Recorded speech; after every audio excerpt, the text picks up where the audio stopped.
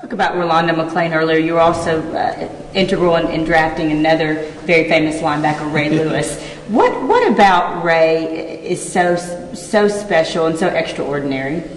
I think just his love of the game. He's very intense. He's got tremendous passion for the game. The very first day Ray Lewis stepped in the facility in Baltimore, our scouts would monitor. They would have to do this physical testing, and one thing was pull-ups. It was just old-fashioned pull-ups.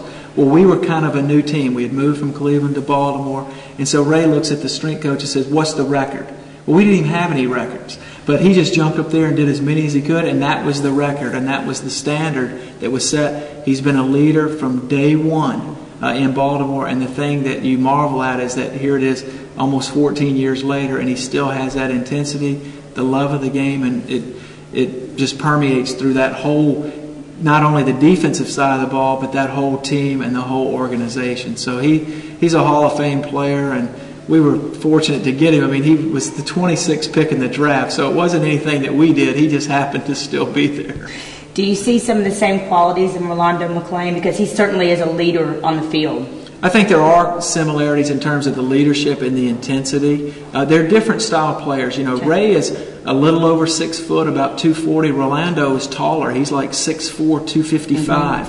I think in some ways Rolando is maybe a smoother athlete in terms of coverage and those kind of things. Ray is probably a little more explosive in terms of just the sudden quickness and the pop in terms of his tackling ability. But I think Rolando McClain certainly represents the same kind of things. I mean, he's been the glue in the middle of that defense to the front and the back. People were very concerned about Rashad Johnson going into the NFL. Who's going to be the brains behind the operation? And McClain has stepped in and done a great job at that this year.